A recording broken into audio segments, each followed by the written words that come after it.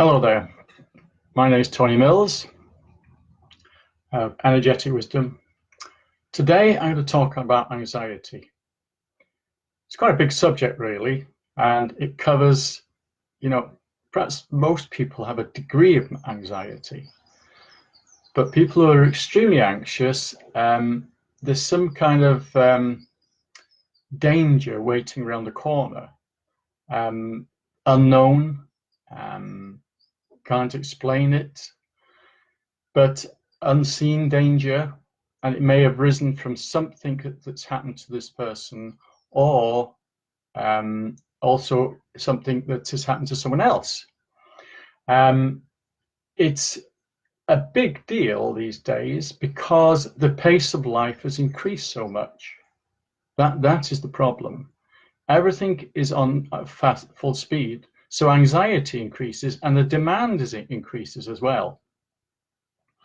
But there's always something coming from the past that very often triggers it, whether it's from childhood or teenagers or whatever. There's something that's been triggered, and an example of this could be feeling not good enough and having to achieve.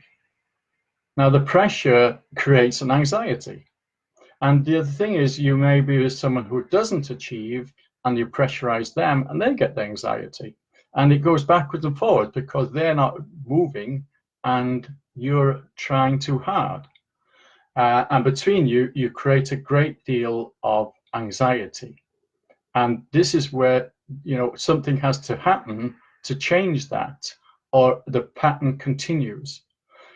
Even to have one person in the family with anxiety can trigger the others, and then it brings it backwards and forwards. So this is an area that I work on a lot, because the whole idea is to reduce this anxiety. Now it can be more specific, in that there can be certain feelings that have occurred in the childhood that trigger them. I'll give you some of these. This humiliation, okay? So if you're ever humiliated as a child, then anything around humiliation is a stress situation. That is talking in front of a crowd, having to be in public even, or in a situation where you're originally humiliated. So another one is abandonment. Abandonment is a big, if you've been put in a public school, not public school, I've forgotten the name of it now, but you know what I mean. If you've been detached from your parents, okay, and put in a school away from your parents, and it makes it even worse if you've had a great childhood, okay, then there's an immediate feeling of boarding school. Got it. There's a great feeling of abandonment there, and it's so strong. Then there'll be a big fear of abandonment. Okay, there's a fear in your life. You may have a partner, and there'll be a fear of abandonment. Rejection is very similar. Rejection can also come where parents are separating, and the child always blames themselves, and they'll feel rejected.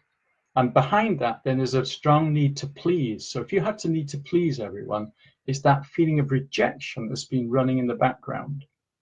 Okay. Betrayal is another one, but betrayal is, you're led to everything is fine, and all of a sudden it turns on you. Someone has let you down or whatever, and you feel betrayal. Again, it sets you up for betrayal. It literally draws that person to another person to betray. You may have a series of partners, and you'll find there's a theme in each partner that happens to you, and you don't seem to get out of that. And this is the type of theme that can happen. And injustice is another strong one, because, it's not fair. If you keep on saying it's not fair, then there's not being fair as a childhood. My brother or sister had all these things and I didn't have much. you know, and it's just not fair. This is injustice. And again, injustice will be created in your life until you come to terms with that. And this is what I work with, is with that kind of thing. Because we don't need to, because all these things, you know, even the people who may have started it all are not around anymore, but we continue it. That's the point. We continue that program when we don't need to.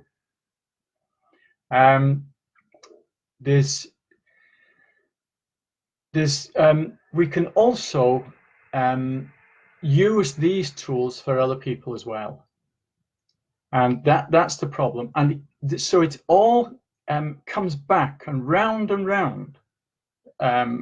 You've got to create a situation or a person in your life to deal with these, to bring up the programs in order to release it.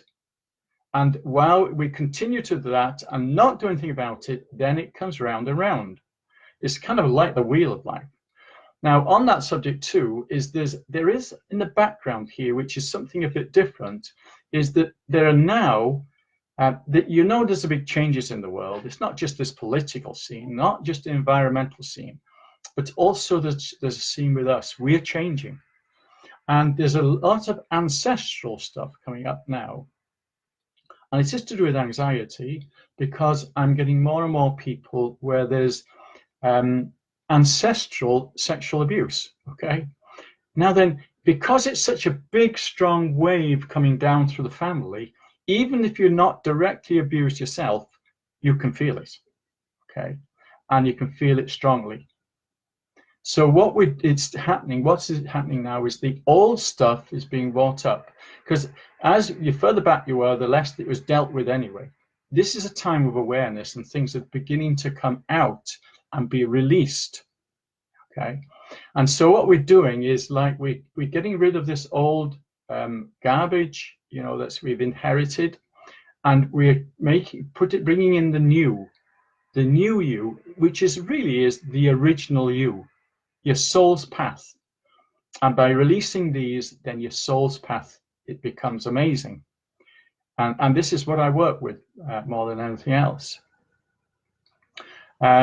If you have any questions, by the way, and even if I don't answer them now, I'll come back to you on any kind of anxiety. It really doesn't matter if you're left with a feeling of anxiety. Now, you could, a kind of typical anxiety is worry, isn't it? And worry, very often around the solar plexus area. Okay, that's the area of worry. And you've got the stomach and the spleen, and there's even you have to worry to live. That is one feeling. And there's such a strong worry in this area. It really is important. Then it affects digestion. It affects all these organs relating to it, you see. I mean, irritable bowel, this is all to do with a certain kind of anxiety. And by dealing with these anxieties, the body no longer needs to express. The body will express it eventually. It tries by trying to get some information over to you first about that you don't need to worry about this. It's not really good for you. And eventually the body has to express it some way or other. And this is what I work with in energetic wisdom. If you go to my website, energeticwisdom.co.uk/wisdom, and look up Soul Whisperer, you'll find information there on how it can help you. The one-to-ones. I'm working a lot too with children now, and I can work in the distance, and sometimes parents bring them children to me, because this is the future, and it's so important. They've inherited our worries and anxiety. We've inherited our parents' anxiety. Sometimes we don't know what it is. But if your parents are very anxious, or one of your parents are very anxious, very often this happens, we pick it up. But then thereon, the children can pick it up, you see.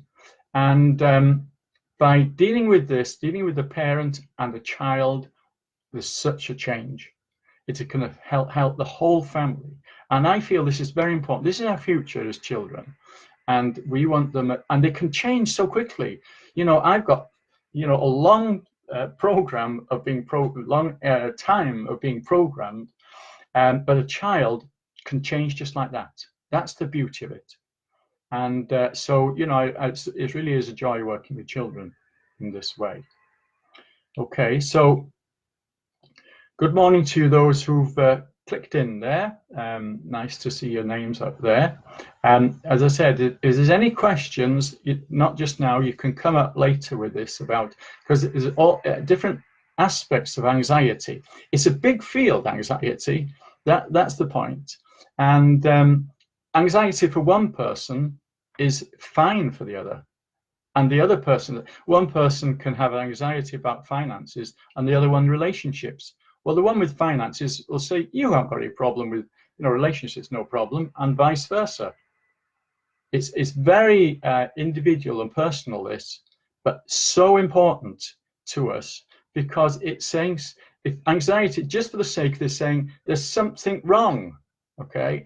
And we can keep on saying, oh yeah, there's something wrong, but we very often put others first. It's our turn now. It's your turn to improve your quality of life.